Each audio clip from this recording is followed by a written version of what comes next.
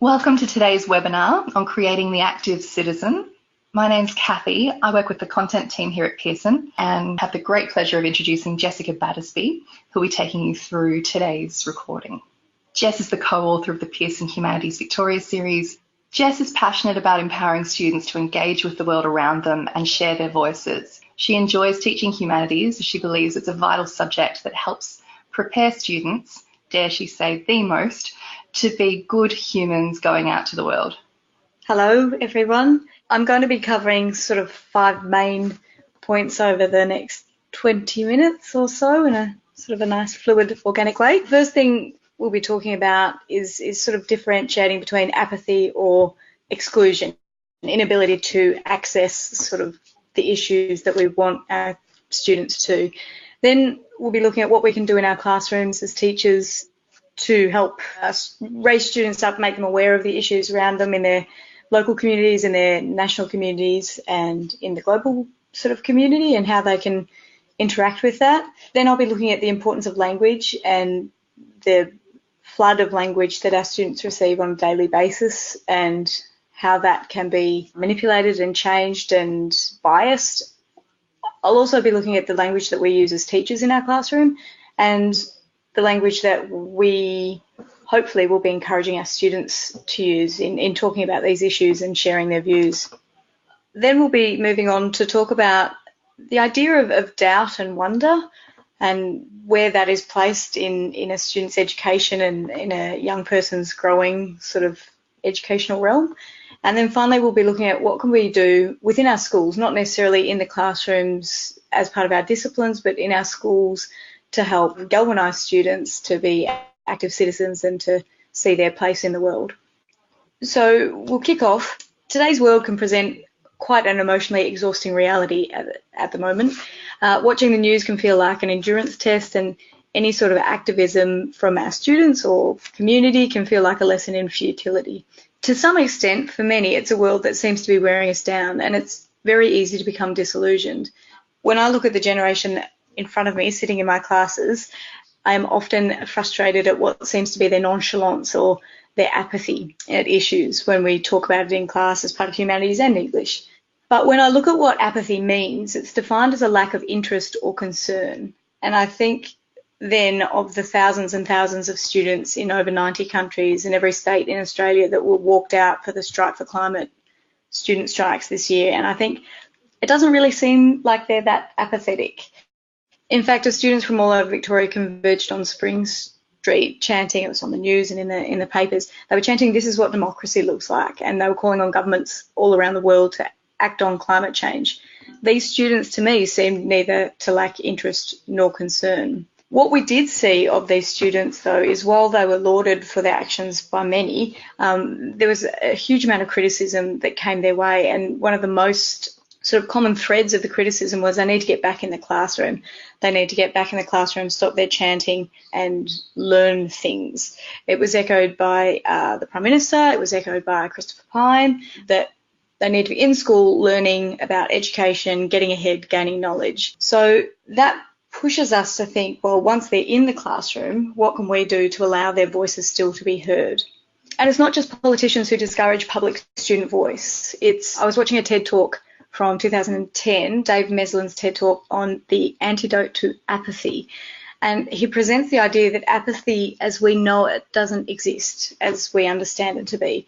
People do care, but we live in a world that actively discourages involvement by constantly putting up obstacles and barriers in our way. And that resonated with me for many reasons. But one of the great examples he gave was of a City Hall zoning application versus a Nike shoe ad. And the former is almost entirely inaccessible, it's dense, it's bland, the key information is hidden in the midst of bureaucratic jargon, and it's designed to make people uninterested and unwilling to engage. And I think it resonated for me because I also think of our students now coming to terms with language and coming to terms with their own opinions and forming those opinions. And if even accessing the basic information is hard for them, how possibly can they navigate their way through? So it's no wonder that our students appear to be apathetic in front of us. And in reality, maybe some are. but some might just be overwhelmed by the myriad of issues in the world. With no clear path to navigate it, it results in a sense of sort of paralysis or impotence. So this is when we start to hear phrases such as whatever, I don't care, you choose. When I teach issues and say, what are you interested in? Nothing, football, whatever it is. So the question for us as educators is, how do we empower students to see that they have a voice and that it can be heard, and encourage them to use it in a productive way? Luckily, or unluckily, as the case may be, our world and Australia are rife with issues at the moment. On the slide now, you'll see just a few of the ones that are swirling around our students' brains in the media, on their social media, every sort of where they look. Now, some of which students may have heard about, maybe they know something about it, maybe they know nothing about it. There are many ways that we as humanities teachers and teachers of civics and citizenship specifically can help our students engage with and participate in their communities, whether it's their local community, national or global. And I think when we look at issues like this, the skills that we're hoping to instill in the students are transferable. So if we can get them to engage with their local community and their local issues, that sort of inquiry and that judgment making sort of process can be transferred to engaging them in that global citizenship. One of the easy ways that I found to engage students in issues that they may not know about is actually present them to them. So in our classes, at both junior and senior levels in my class, I present them with an article of the week, or indeed an article of the month. It doesn't really matter how frequent it is, as long as it's consistent and over a long time. And it might also not be an article. It might be blogs or interviews or TV segments or news sections. The key is that it's consistent, not a one-off, and that we break it down together and we talk about it. We talk about the wider context. And I ask them to form an opinion and be able to articulate it. We do it in a lot of ways. As we go through the year, the articles and the issues become more complex. Depending on what the issue is that we're looking at, we have two competing articles that address the same issue from multiple points of view, and we start talking about stakeholders and different perspectives and listening to other people's opinions and having opinions themselves. The key to this activity working, though, is that discussion and having students articulate their opinions in a sort of a respectful, constructive way within the classroom. You may need to manufacture this scenario so everyone in the class is heard. As we know in our classrooms, as we know in our politics, as we know in our world, that often it's the louder speaker who gets heard, not necessarily the best speaker. So you might sort of engineer that in many ways. The old paddle pop sticks, put their name on it, and everyone has to be pulled out of the hat. Some of the time I think giving them sentence stems to help them start formulating the debate talk. So I agree, however, I disagree because I agree furthermore. If you give them out at the start of the class before we look at it, it means as we're going through and the discussions are being heard, they need to engage with the opinions being had, and they've got a tool, an entry point to where they can share their own opinion.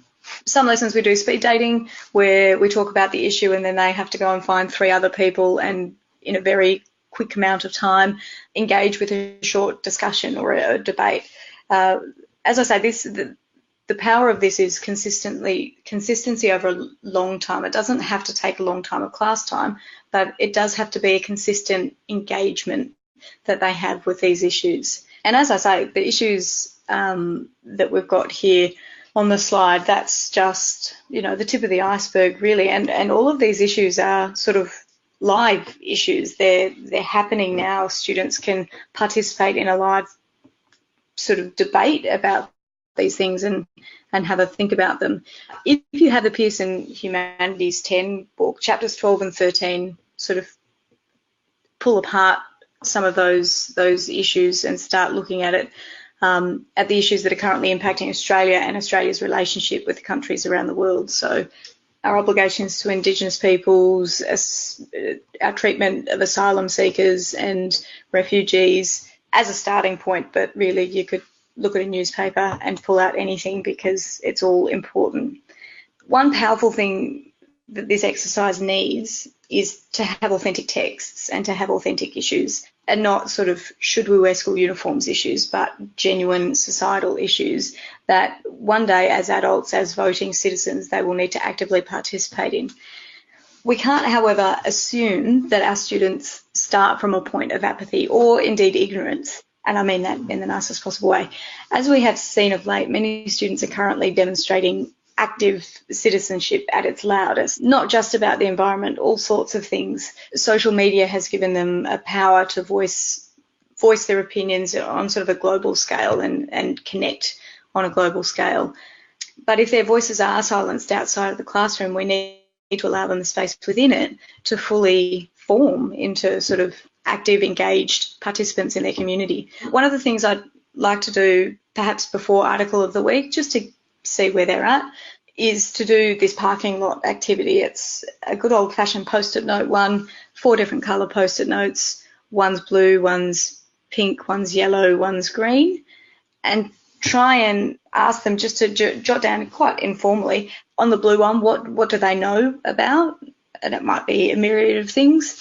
What have they heard about on the green one but may not know anything about? They sort of see the headlines or listen to the news as they go through a room or whatever it is. What are they interested in? Maybe they're deeply interested in gender issues or the Me Too movement or, Indigenous treaty.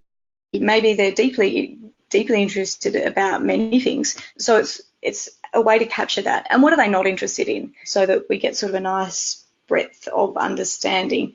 Over the course of the term, you put them up on the wall. It gives you a nice visual of where they're at, what they can see, what they're interested in. And then if you do decide to sort of have those ongoing conversations around Article of the Week or the issues, maybe their opinions change. Maybe what they're interested in shifts. Maybe their green post-its where what have you heard about but you don't know, it evolves into what they do know and can talk about, and you can shift it along, and it's sort of a nice formative assessment to track how they're evolving as citizens and human people. Again, if you've got that the Pearson Humanities 10 book, there's part of the skills builder is sort of the end result where kids are making judgments and forming conclusions, and it takes them through sort of a 5-step outline which helps them break down how you get to the end point. So for a term you might have been looking at a whole bunch of different issues and arguments and debates, and this helps you sort of focus it in onto one point. So examine people's criticism or opinions of one issue and then build it into them being able to communicate their findings and communicate their opinions. Once students are gaining interest and confidence in understanding the myriad of issues that impact their world, and they're able to talk about it maybe informally during class debates, we need to foster an understanding of and a love for the language that is presented to them, and an understanding of the way that language is used to shape the narrative that we use to talk about these issues. So language is such a powerful tool, and we kind of need students to learn to be the keepers of that language and understand it. So things like you might engage them with the idea that recently one of the major newspapers has changed their language that they use stylistically, sort of formally, from talking about climate change to climate crisis. That shapes the narrative. It shifts how we talk about things and where we see the importance of the issue. And this sort of manipulation of language is used on all sides of the debate, any debate that they have. And it is important that our students recognise, understand it, analyse it, and in some ways are able to use it to be able to think about that, the very specific language that they need to voice their opinions and have them heard. Going back to Dave Meslin's TED Talk, he says one of the things regarding advertising and public space and signalling is that we've essentially put a price tag on freedom of expression. Whoever has the most money gets the loudest voice, dominating the visual and mental environment. The problem with this model, and I would wholeheartedly agree, is that there are some amazing messages that need to be said but that aren't profitable to say, so you're never going to see them on a billboard. And we've seen this just recently in the last election with some parties spending, $50 million on advertising campaigns in the lead up to it, with domination of the media by the wealthy, important voices and messages get silenced. And it's important for us to signal that to our students, to ask them to look a bit deeper and to look for the silenced voices.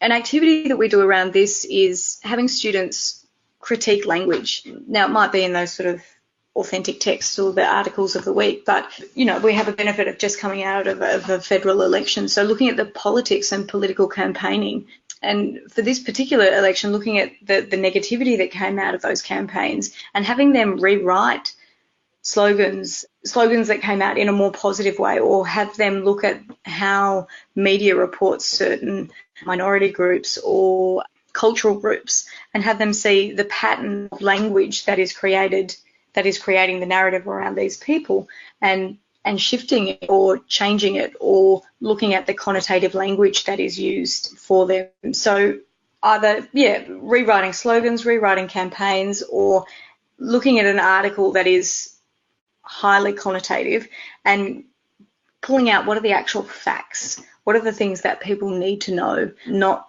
the way in which they need to know it, and ask students to really analyse that.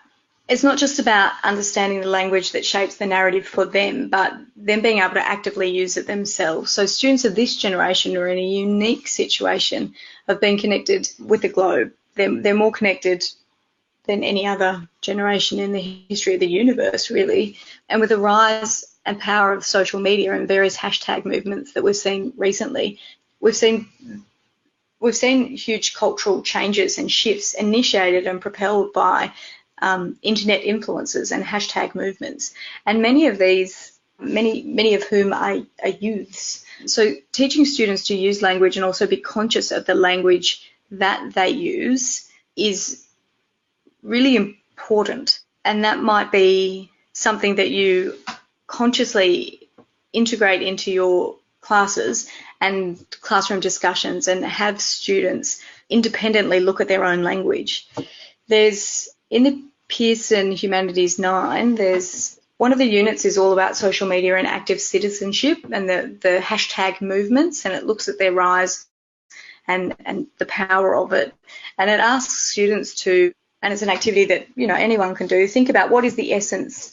The hashtag essentially cuts to the essence of an issue. It tells you what the crux of the problem is. So asking students to create their own hashtags for community issues, for Australian issues that they're interested in, asks them to synthesize all the white noise and all the language and figure out what the crux is. And in the hashtag movement, see how that sort of exponentially expands their power to voice opinion and to shape opinion.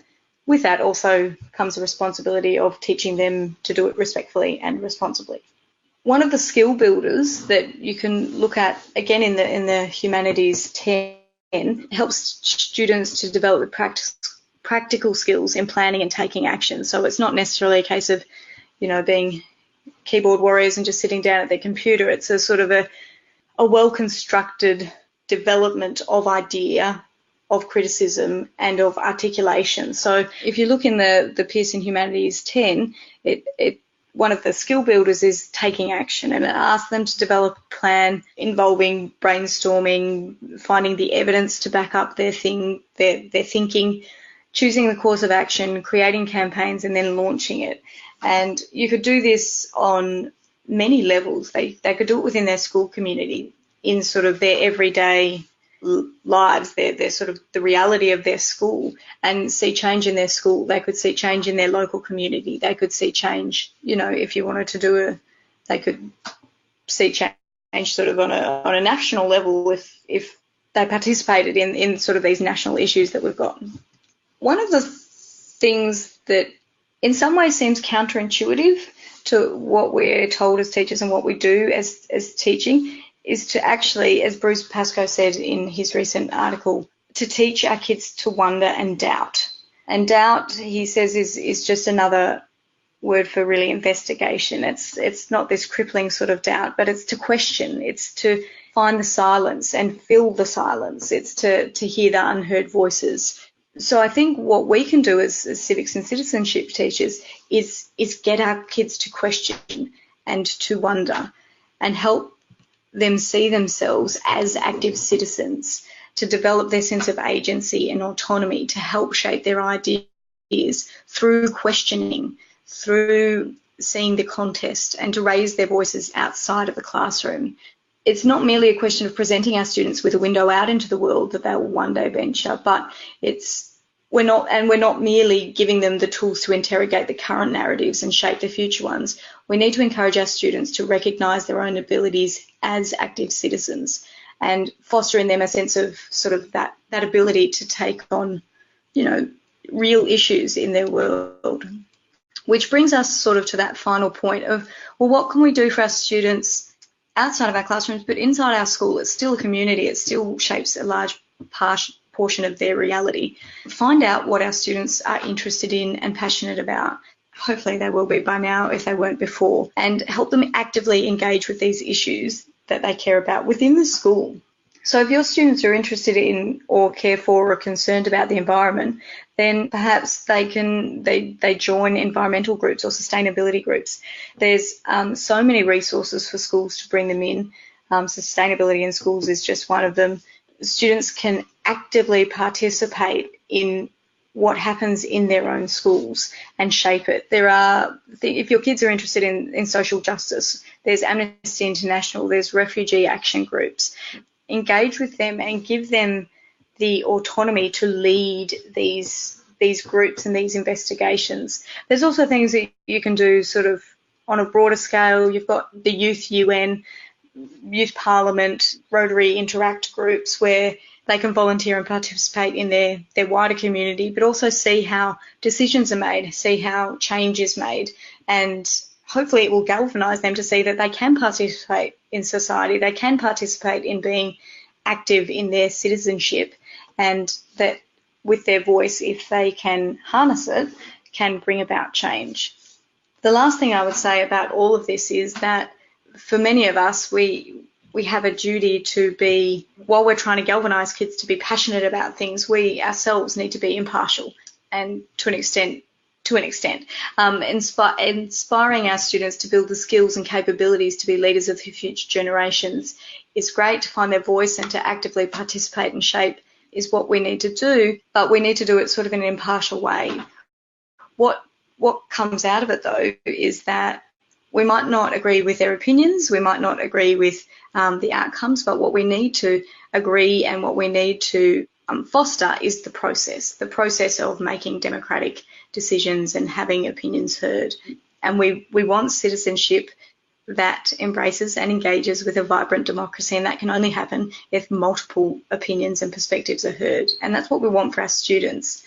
So just to recap all of this, we need to originally understand whether our students are in fact apathetic or they're overwhelmed. And either way, we need to be the point that can break both of those things down and either support students to find their voice or to inspire students to find their voice. There are many obstacles for our students, and we need to help them navigate that path to become active citizens by actively bringing in real issues into the classroom and engaging students in a way that in what they may already know and be interested in and passionate about. Understanding the importance and power of language is key to helping students interrogate sources and to shape their own opinions. And the fundamental skill that we can instill in our students is to doubt and wonder and challenge our students' passion and facilitate them exercising active citizenry. So that is all from me today. I hope you've enjoyed the webinar, and I hope that you're galvanised to go and engage with heated debates with all of your students who will be deeply passionate about many things in the world. Thank you, Jess. We hope you've enjoyed today's webinar. The Pearson Humanities 7 to 10 series is available for inspection, and your friendly Pearson consultant would be happy to provide access or demo digital resources, teacher support materials, and the Lightbook Starter assessment. On behalf of Pearson, thanks for joining us today.